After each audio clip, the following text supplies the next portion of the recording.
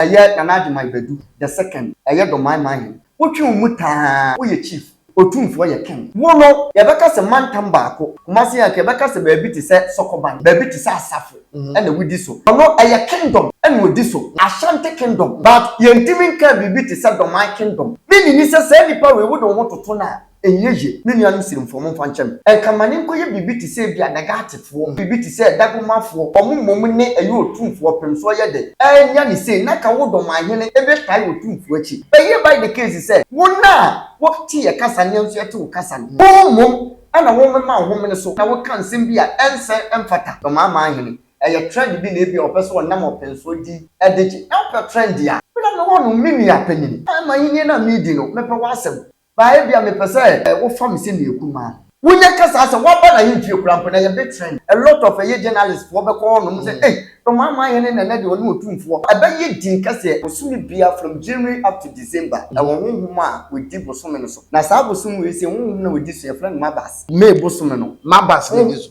good oye honhom boni na honhompa nipa na wo be frɛ ne so wonko ye adwuma emfama wo ebra obi kuntia obe ye honhom boni de ma sa nipa na wo kɔ no ho no and at the same time no sa be ye honhom papa de ma wo kɔ ye adwuma depends on how I over sama yes spirit no ahonhom a mo ye adwuma de hye na se e maako 36 legends and one legend bia so ye 12,000 legend no pretty which is 6,000 and mo wie mo mo te ponko so and another 6,000 and am from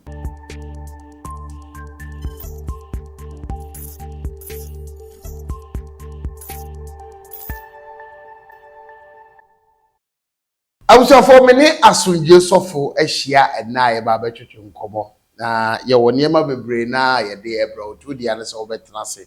e wa hye ye de sunsum nkomo ebra na ne asonje sofo de odie wura fia no mi fat mi e ma chemi me hu bi kura o studio bi anta but ne first time no se achichide pa achichide tie mi o achichide wura fia na juma achichide ni bedi ni de I have no idea asundie sofo ebeka ho asem e de akire na aboa no ne nam dem ha o de nam achichide ne nam ase studio ha ye de dia na owo nsem bebre na o de bre ahwefo ne etiefo ntimesre se obe yi waso mienu na wa han wani na wa hwe ne watie sansensem na beboa pa sunsum no omo nim na kamu asem ye de etewo ye honamufo te se wo a wo hwe bi ebia uni huhumani eni aso a ye huhum aso a wo de beti nsem no wa hwe de ma bara omo de obuhunu ete te omo beka bi kire ya akwankyere no ne wadi so pepepe aha nye ya aha be yi sa na brabo ne tie o ye da ne to ha ne ada ne wato ha de hia ne se o ye beba ye ba wia eno ano no de hia se obambo beba eba wia eno ano ti sa de mani nyina hia nka se o makosofu ho makobi ho ansi biye bra ma me kan kiro hwe se wo ye wa adwene se ka se bi abo ba abo ntu mfa ka bi wa ene wa ba na miles away wo bebre ka na obefro ka ne bo obi na epira no ka bu ne sa to ediko hospital o ti ase enti service bi etire enti ya yenyai enchesoa ti ere komo bebre na ebro aso Joseph wo ha ma me ko de chen na ye nhye ye nkomo twetwe ase aso Joseph na go aba me Joseph bi abo ko de eradi musu hira me me hwe wo size de dia wo ne me ba ko fidie me nim dia oso well dey oh yeah but within we are powerful oh yeah of what is and we are powerful a gift in media men e bia na me ka say anointing ne ngosra na ni abodusemu okay o kan jo we Bible sem na ne be kwa wi a me hwi me wo magu so yeah nti de bia me ka say era ni mu no system ni mu no is either you believe it or not okay ye na nyame de ye adwuma nti wo mo wa aboduse fitani those people no omo ye nkrofo a wo mum ne so na ye na ye ya kire omo da ya ase oh okay dia mum okay aha nti ni nyina ya ahobrase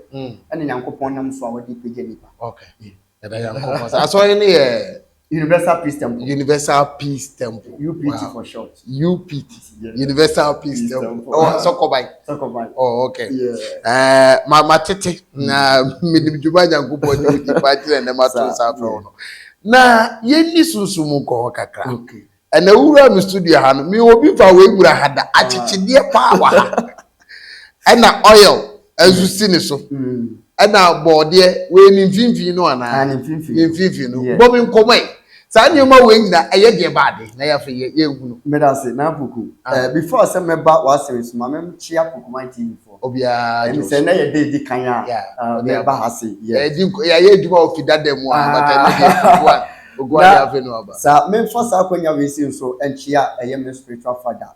Eye prophet Roland Kofi Opon. Okay. Wowo Afrancho Hemani. Okay. Na Poku nyame adwuma doma Friday which is 24th of May ya ye wumi ya. Okay. Friday be enemy. Friday ya ebe. Wo ye mega one day program. Okay. Starting from number 4:30 to 8 o'clock. Okay. Na program now all year no wato ne nsa afre Dr. Lawrence Tete. Oh, yes. Reverend Dr. Lawrence Tete. Oh, nice. He's a very nice. Which means he's so powerful. On the tini a bonfire now within a short time, instant one. Oh, yes. Yeah. It's a very powerful man of God. Or invite you to be biada. Or the neighbor Friday. Or spiritual father day. Reverend Dr. Lawrence Tete. Friday. Oh, sir. It's we 2 days program. One day back. Just a day. Friday. 4:30 to 8. To 8. And when they also come out oh, Lawrence Tete must on time oh yeah. On say once in the while. A woman no ababa. Yeah. And I win say obeba krampo na aya na oba ya na Otumfuo. Yeah. Ana me bo din a me bo me mu na me chiam. Otumfuo Otumfuo. Yeah. Oba ne hono. Nti kumase na ba wo ba na che say me papa prophet Roland e kofa na ba no. Na che say Asantehene nkasa ni wunhyira. Yeah. Nti me to me nsa de afro bi biada say Afrancho Hemani. Ifiada ebe ampaye bidwa. True. Where they come out for me first akwanya we so na Master said Dr. Lawrence Tete onye nyamedwuma nyenne papa no wosra o de oyare de how ada ne so amade bi mpacho Friday we ya awo Afrancho Hemani okay ho na we say ayana penfo bi say wan sample bi kwa yi a o sie ototo bi fi oh yes na nitia we nyina ne say the kankan ne nti nitia we nyina ne say sa me papa me spiritual father prophet Roland Kofi Opon one my prophecy that was last year concerning nimunyam hye Nyankopon ebenam abrofo so dia hye Asantehene amebia ka opem so Otumfuo se tutu okay let's all share opezo ho nkomo wo hye nkom say abem wakase ohu se agudie bi ni niema bi a afiri Asantehene ko dia abrofo ni nsem ye na Otumfuo nsakan o hye ho nkom wo de gya sa adwuma ne ma me meto kwa say ye ho adwuma ba o hye ho nkom dia de beba ya head time and date no de hye ho nkom na fe ya ye ho adwuma enti prophet ye chia wa bibia memra yankomo yi yeah bosumi ya wo mu ye bosumi nu yeah na bosumi bia from January up to December e wo honhom a we di bosumi no so okay na sa bosumi we se honhom na we di so ye friend mabas yeah me bosumi no mabas ne di so good honhom a we di so na honhom no ekura oye honhom boni na honhompa woye honhom boni e de ma wonipa na wo be fele ne so wonpa ye adwuma okay emfama wo ebra obi kuntia obeye honhom boni de ma sa nipa na wo kɔ no ho no and at the same time no sa be ye honhom papa de ma wo kɔ ye adwuma okay e de amount depends on how wo be sama yes spirit no okay na okura ahonhom a mo ye adwuma de hye na se maako 36 the better 36 legends okay and a year juma and a one legend beyond so you 12,000 legend no pretty which is a year 6,000 and a movie more multiple coso and a year another 6,000 and I'm from now some we see the deep soon we see so okay it will nip be a debiana mekasa na Poku asase so a wono so we gin se mudio so we ngin dio honhum eso chan honam okay etini ekoso honam no e ya spiritually di kan koso dada Ghana aye den ya nkrofo kani nyina no honhum di kan ye den Ghana aye de wo honhum yeah asa de ye wo asa na epie because ni nyina was instituted I was spiritually okay ansa na e ba physical it is some base no sa bosun wi aye wo mu no awudie bebem a aye mabase no okay ade papa bebem a aye mabase no e na ema no eba enti saa honhom no so ye adwuma e de boa obi a wonim kwan obefa so a obe okriti saa honhom no na achichide a na wo ka ne ho asem so de na bayi Poku ade a ya pa ne se watene kurase ache wo de picture achichide na bia nkofo hu achichide wo aboy wo jero ja twene ku ni akomu da achichide ni yeah na sa feature ni ye mami o yeah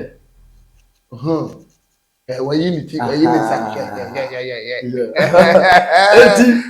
na Poku sa achichide we say no those days ni ani mo we nyina ate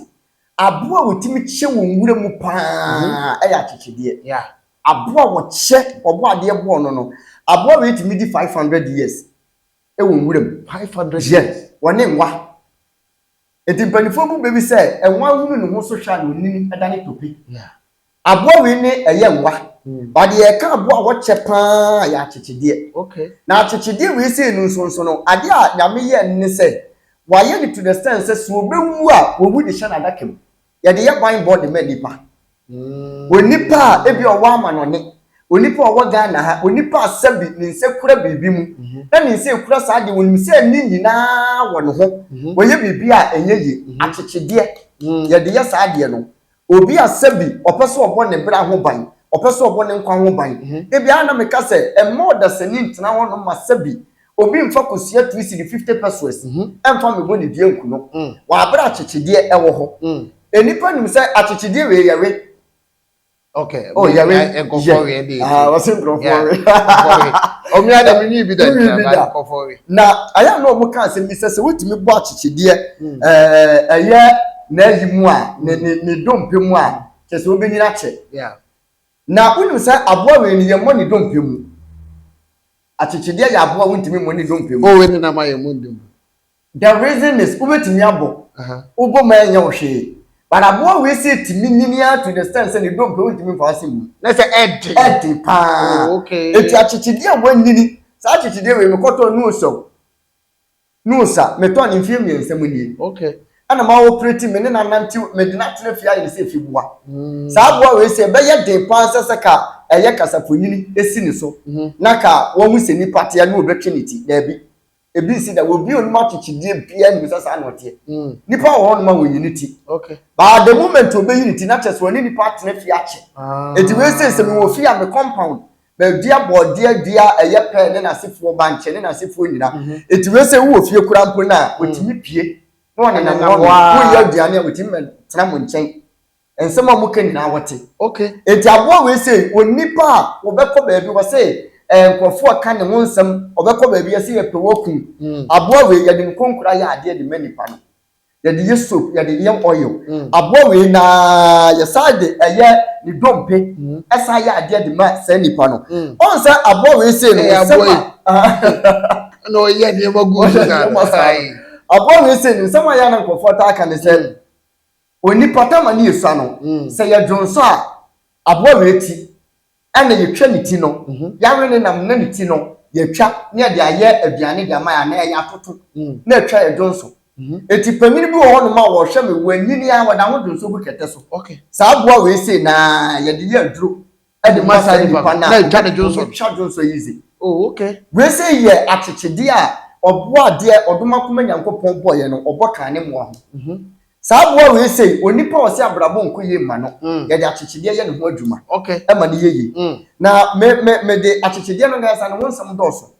ye de we say ni beto e best spiritual aspect obi person obo ne japade ho ban ba bi obekọ bia nsam ankofo ka ne say oh enkofo pe wakum wo japade enti enkofo pe wakum nam ne wo nsam enti achichide we say ye de ye na before some ye sa de no aya na de bia me kan nsam say empanifo se bi hye wonuma na woto a ebene na ne tie wanyina me di bubu sa beni na ne se ubetimi akọ obi abusua makọ akọhwe ne nchi ehunye ekoso a adisa spiritually wanya ne ho ade na wo di ahwehwem ehunye ekoso ansa ne watimi ehunye ekoso onipa no abrabom ne ho ade bi ti se woji nipa ni day born me ye hwehwemu pa na hwehwemu na me ye no me ji nipa no day born da ye de wo so ye adwada ebrada ukwada na ndi akeka ho so obi betimi anya waku a enye wabrofo din se Foster Augustine na se follow di beku ofro kra emma but da ɛyɛ common so ɔde bɛsɛw ɛyɛ that say ɛyɛ with day born ɛyɛ easy so ɔde bɛsɛw with surname ɛyɛ easy so ɔde bɛsɛw okay etime on say yɛwo akora the moment yɛbɛwo no na Poku yɛbɛwo no de na to asase so say kim no yɛwo na yɛnya to ne din but ɔsɛfo ne timi sɛ akora ne hyɛbrɛ no wasesa ne hyɛbrɛ enti de bia na meka asase we say so no yɛma odwuma a wo yɛ sɛ ɛyɛ nsɛmtwerɛni no wa me fa na asase so na obeka bia no nsia na obeka sɛ bi onsia de yɛde wo tu ba bia wo firi ba nya ne nya ko sa de na nsɛmtwerɛni okay me a mete haban ɛsa yɛ software ma me fa na asase so na ɔka asase mu bia no wabɔ nsia honhom ade na me de wo enti Bible ka kyerɛ Nyankopɔn ka kyerɛ Jeremiah sɛ Jeremiah woyɛ mogyato da wo na yamu no ana me Awurade Nyankopɔn mehu na mete wo sɛ be yɛ odifoɔ ɛfama amanaman ɛne me man Israel okay me ni sɛ onipa bia ansa na bɛba asase we sɛ so sɛ woyɛ doctor wo de doctor atade na ɛba enti yɛ wo to no sɛ kima the moment yɛ bɛwo no wa wofoɔ no mo wo de bae no so mo ni ban bo bia mo de bɛbɔ ho ban a ɛno ntina bɛwo akora na mo ani nsɛ mo awo mo ne nsa no obu awofo ne bɛse wode ne hyɛbrɛ bae na hyɛbrɛ ne kura ne nsam okay enti hyɛbrɛ ne kura ne nsam mo nhwɛ ye no bi amfa ni brɛ bi anchichim ne nsa bi ne nsam wanye eti akora ne bani na wa mo ne nsa okay enti obu sa nipa ne bɛ obu awofo ne bɛ ba nchi awofo na nkasa na omani na ho omo ayeye omo mabasa wonderful eni na ɛna wonom no nti akora no wo de bia na meka sɛ ya nwo obi amasa asi we si sɛ wɔn bɛ yɛ addicted to tramol enti sa enkofo biblia ye street boy street girls enkofo biblia ye vagabond boys ne girls omu ni ba bi da ni nyina ye sɛ hyɛbele na ɔmantimi ansom ya wofo na ansom ye no ɛna de sa ade no ɛde aba meji wo day born na maji wo date of birth wa woda okay na maji wo nsɛm sika na me dia hwehwe metena se boso mpaye at the end of the day na Poku obi wo hono ma o wa abrochire o state bi America o state bi ti se California Bronx ne na sefo ene Denver de dia mo awo krampo ne ebia nyame nka nche ne se onko sa state no ni nyina me hwehwe mu a ewurade da na di kire me okay baby a woni nyame se tu kwan utu kwan e bebo obi kura getire pa so nkofo bi na ya recommendation bi ama no se me no na namfo ne me ebia me koton cars na yeye de ma nti wo so bra ni place ni mu ye mo ba de bia na wo dia wo beton na ye spare parts okay wo won ton cars wo garage ba wo dia spare parts wo dia ye se bia se ka hangus ene nyame be fa so be hira okay be den wo hunu ade se ye boso mpa ye ni ahwehwem ehwehwem a ye hunu adwuma a wo be ye wasase we sie so ye wia ne abo awuro wo busie nim ne eda busie no me edem ye wale wo busie nim ade ya nipa ne be ye ye wia ne ade akyekide we sie ne ho ade ne konkura ene e bia ne ti ana se ne dompe ne ade aya ade de amon nipa no be nyina kye okay adwuma be koso je ti akyekide ho niema aye nyina no ana ye di anim o ebi no ye hu akyekide se wo TV so ni obi kura hunu wo kozu bi ana we ru hunu awani ni obi o de dia go no ko eniema akyekide timi ye bani ba no edos ye be kire ni series okay adafoforo ye be sa de naba ne ya sa kire ni ma fo betumi aye we see ayansa no eba physical me kire ni eye okay e be sa de wura spiritual de so betumi aye good wonderful ne de wa kire ni ma pa akyekide da hodi israel okay and tell me them aye kwadu okay kwadu no ka se board here kwadu board here ni kwadu ni nyina ase se etwa ni se ya nsunsun yewu okay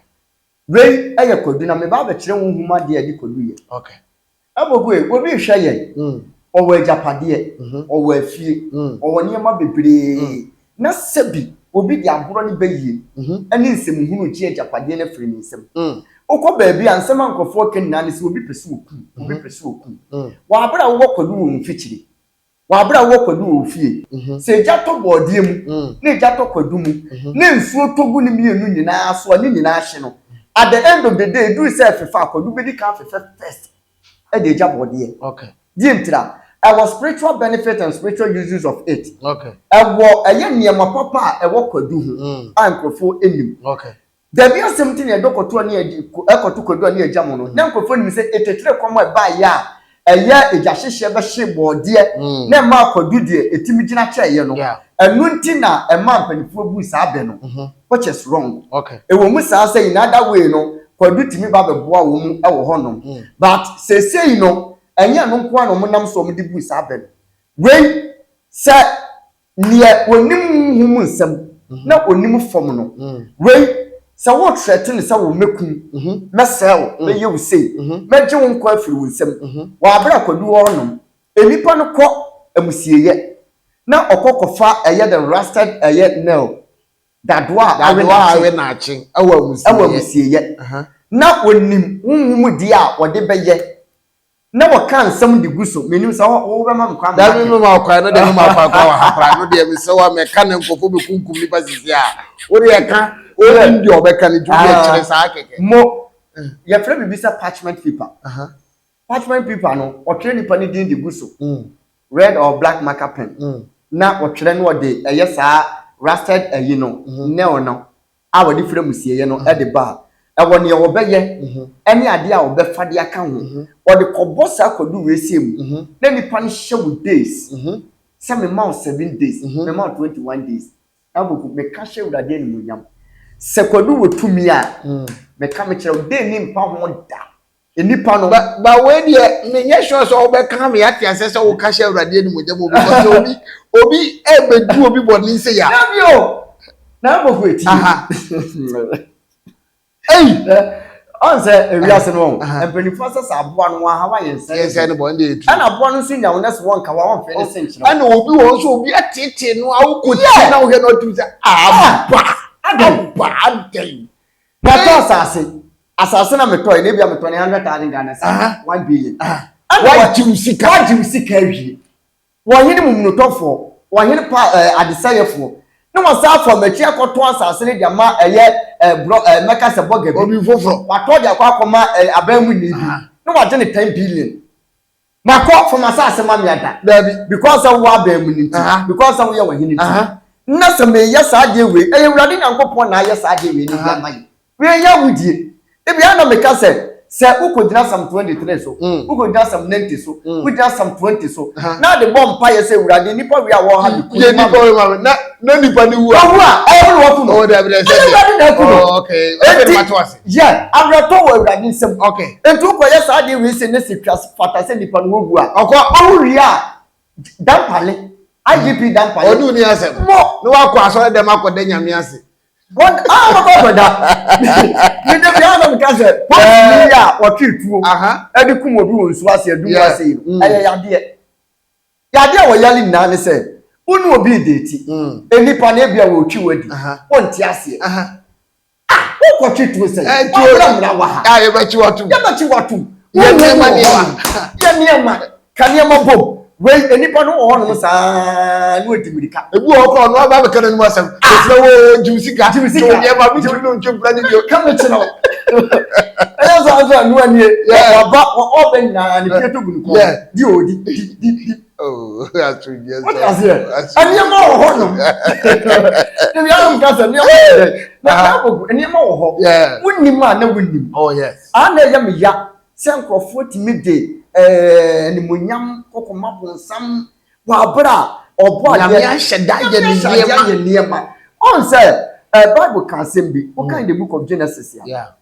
what kira eye obo herbs obo leaves edi na di na obo ye no wa mo ni nwura o dabi o kan kira na wan kan nwura okay o say ahaban o use 2 words ana wo kan the book of Ezekiel 47:12 o say munni eye duakwa na mo fada hawan no ensa ya de woni word na o kan no ya wo word bi say ahaban e wa se kire ne wa hahan si ya ka say ahan pie baabi a that means say esum bi kan wo dada okay enti nyankopon say ahan kire say asase wi esu na e wo so ne sum wo so okay enti sa helps na etwa ye ho ahia no ye yusu helps no na me ye han enfo maye na wo kire ni yoni na ye fa mu no ahan ni meyi ye mfiri mu okay owie no sa ka say ahaban kire say ahan na ye wo no ewudiefo wo ha say enti yemfa kodu yemfa tamewu yemfa egro yemfa nyenya ane niyama akeka ho ye use na be banbo emfa maye enti ahaban okay etu obi to ono ma saa nneɛma wei nyina atwa ne ho ahyia ɔsɔle a na ɔde weed site agu so na wahye no ɛkyampɔn wɔ hɔnom yɛka kyerɛ sɛ wobɛwu ɛkyampɔn wɔ hɔnom yɛka kyerɛ sɛ cholesterol yɛ wo nipadua mu ma ɔbrɛ bɛtumi akɔtete ɛkyampɔn na wode agu native pot kukuo mu na wanoa no wanom cholesterol na ahyɛ wa ma ofu ayɛ dɔtwe ya wosi sikafuro no wanya wonim sɛ wobɛwu no within a short time just 3 weeks 1 month obɛkɔ na cholesterol ni nana wow na ɛsɛ woyi honhom sɛ bi firi mu a nipa no wɔ problem bia wo yare kwanso wo aban do abeti bia solve problem gifted one yare bia wa sa bia yare mintimi nsa se bi jimi okay kwata achacha kompo jimi kura mpo Yesu ba ye no ntimi ansa bi wotimi sa jimi a enka mra Judas Iscariot ne nam no wonim se nipa we na ma onsa kɔ wa no na Poku na wo akɔ akɔtɔn nipa na de coins jimi nti uwie na wodi sika no kɔ ye no wo mo ka kyerɛ so mo nye bi wo be kɔ akyɛw na nam jimi nti na wakɔhyɛ wo akɔ Yesu kura wantimi ansa jimi eti ade mintimi nsakimi ye den eka ho apart from no yade bia aka bia no betimi asa o Jimmy kwa wo de fa o Jimmy de ko ati o ju Jimmy ni to so a sabe wo de fa ko so bis yamre no kwa na eko o ye so wa ha we de that etron fra be ba e benya to say emre no eko ba e be ye boa se ko sancheche wo de ko fo pe ba o ye no si mana fe nu mu so wasem bi na fe ye fa o ye we say no achechede no ne ho akwa ne bi wom ne ti wom ne konkura ne ne dompe ana me de we say bi e de account ana me de niam bebre a ha say aye kwanche ntimi fa entudwa we aye mpanifo akwankyere oyo okay agisi obi a nani adore ana me de we man ba before say me de be man no me man no oyo foforo de be ye cleansing na ma man no aye soap no so de be ye cleansing after that na me de we aka ne ho it will use soap no for cleansing and also protection no use mpanifo akwankyere we no wo ya there was a trading show no more trashing at the end of the day in such massa to bo ase e twetwe me na nkwache massa twetwe wuye pa at the end of the day no me kire nipa no use we say adane bo na wo pesa wo de ba we at the end of the day be ye adwuma within a short time ehu pa ene ma wo so obi agi bi because I did o kwa ja we to ama am so fanya me ne asunje sofo me ni mara yemre no eya ye bia sa me wo question bia mpese mbusa opa na enam se wo ba ntie benya mre ne sa de we na ya kuma ni aye ncheche no nkofo ni beje ho be ba cho ade ba ko bi ha me nyankopon aka ne no na ode ahemfo exactly ena eye na ade ti nyankopon si ahemfo fo edurume bi na nipa na pray say mayen nipa oni yeso ena president ye de e bai ore kai mi aye say ase eni ya ahemfo no akoda ne nkuntia kasa twitwire ase ye prese we ye kase enti eni kwanso ye kase chem ni nyina ko wi se ye da na Dormaahene o si ade yo ajuma badu a otoso mi oni ye wura Asantehene ye hene o dia se opem so o te kokko so na obetie na ajuma badu kika nsem bebre na no asem kura wo kan se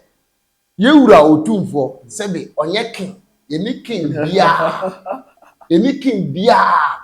awo gada enti so ono anka se oye king a enye nokore wada wo ma mo na mo ye nyankopon kofo nyame so na ni ko ahemfo de ekoso nti eye we say abo me kusa ana nse we say no me yesa me nka bi de nti a me nka bi na ne se me de sabio me hunu ye no enka empanifo ani ahemfo sem no omo enim amamle ni amamne amane enti no omo nim sane omo kansem na ka be ye de pa se 90s 80s 70s mu wono no na be ye de se obete se ebia wo hene we say ebegina ebia kasafonyini so no ye press conference na sabio woto ayampiansem no okikansem bia ensem fata se ne nana ketwa wo hwe ne ekoso no obete metesa sansam ne ekoso no eyemeya tesa ne na wo ka no nyankopon president wonimuom but nyame sheda envaru president more than kings ahemfo. The reason is those days ni nyankopon ene ahemfo ene adifo ena na ye adwuma enti se nyankopon beyi ohene bia ewo man bi so ana akuro bi so a kasa kire difo ne say me pese me yi sa wo hene we sei enti kɔ na kɔ sra ne mo fa kyerɛ wo man ni na se we ne maye de meyi no ɛno na kokɔ so ama so na Nyankopɔn yɛ na adwen sɛ so ne obeyi wo mu ɛde na ma Israel but Israel for na yɛ sɛ ɔmo pɛ wo hene ɛno na nam so ama ɛnɛ siatra ne siahunu nti ne yɛde president aba me asomdwe so for de bia na me ka sɛ ɛho behia sɛ enkasa ka bi ma me ka bia mamro ni saa 1992 constitution ɛwɔ sɛ ke yɛ amendment sisɛ ne nyina na ke yɛ tum na ni bebre tugu ne yɛ ne sɛ ɔhene bia ni na mantam so eba sa eba boa ama development akoso yɛmfa mmra ɛyɛ nanadwuma ibedu the second ɛyɛ Dormaahene ne yɛmɛka ɛde asra ne sɛ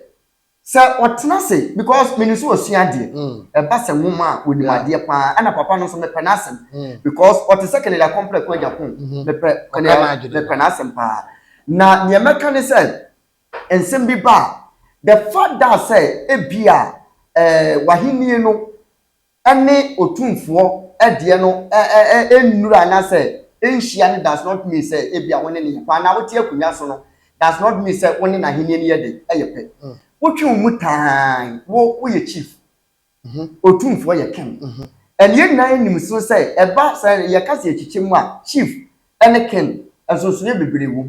because ken ana si eye chief akunya so na won so se ye kase ye chiremu akọ eye tetensem ne eye abakosem a wono ye beka se mantam baako te se ye bia ye bakumase ya se ya kumase ya ke beka se ba bi te se sokoban na wudi so ba bi te se asafo na wudi so ono eye kingdom na wudi so meaning ni say Ashanti kingdom but ye ntimi ka bi te se Dormaahene kingdom meaning ni say wotimi dia tra ese ye ba bedu ye kura mpo no wotimi atra wurewure mu akwakọ wura ebunu mamu baabi wawure mu akwakọ wura mfanti mamu baabi wawure mu akwakọ wura awona mamu baabi mini ni se nipa we wo do ho toto na enyeje na sere sa eye Dormaahene nana agema bedu the second onimade amamla ne amanne no wonim enye me na sabi meba betena sei atunifo bado no antena sei ye oman baako oman baako nso no se koba se we twema metwe we ma metwe ye nyina ye clarify yourself say as eye accounts ye ka say accounts ya Asantehene Otumfuo ne Asantehene ye nyina ye ka say ne sese enti ade na beba ka sebi ka fro ma no e de sumina mu menu anu sirimfo mo fa nkyem enkamane nkoye bibi ti se bia negatifo koye bibi ti se dagomafo na emom omumom ne ayi Otumfuo pemso ye de enya ni se na ka wo Dormaahene ebe tai Otumfuo achi eye by the case say wona woti ye kasa ne nso yete wo kasa no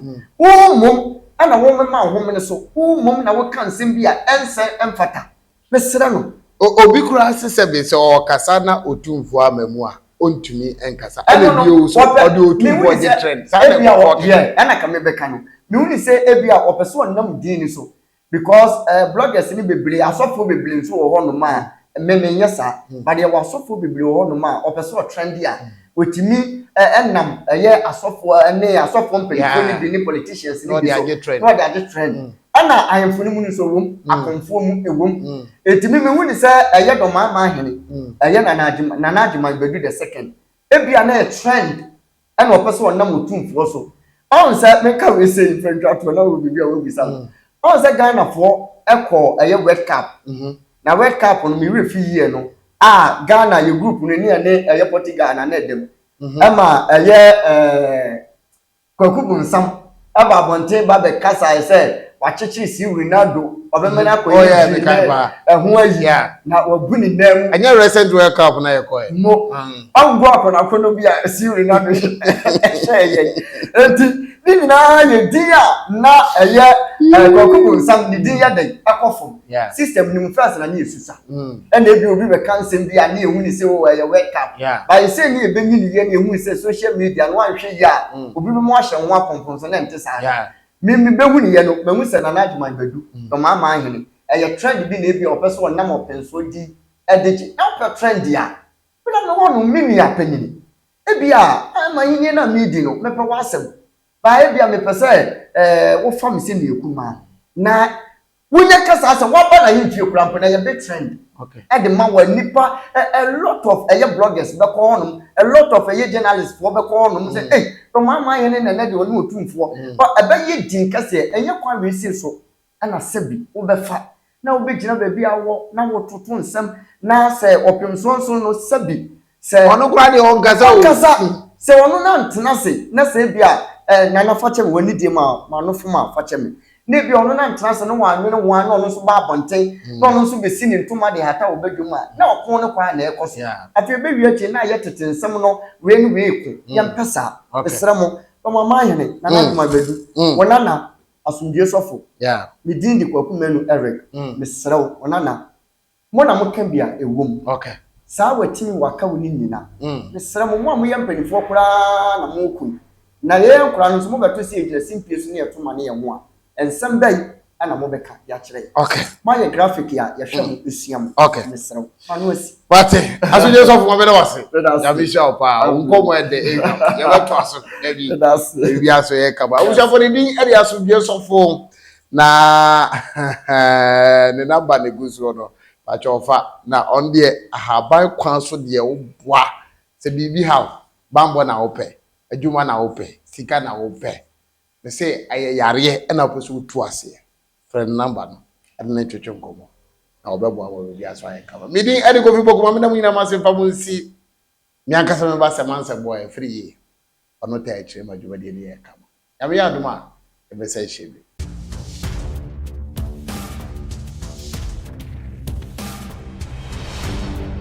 Poku One TV.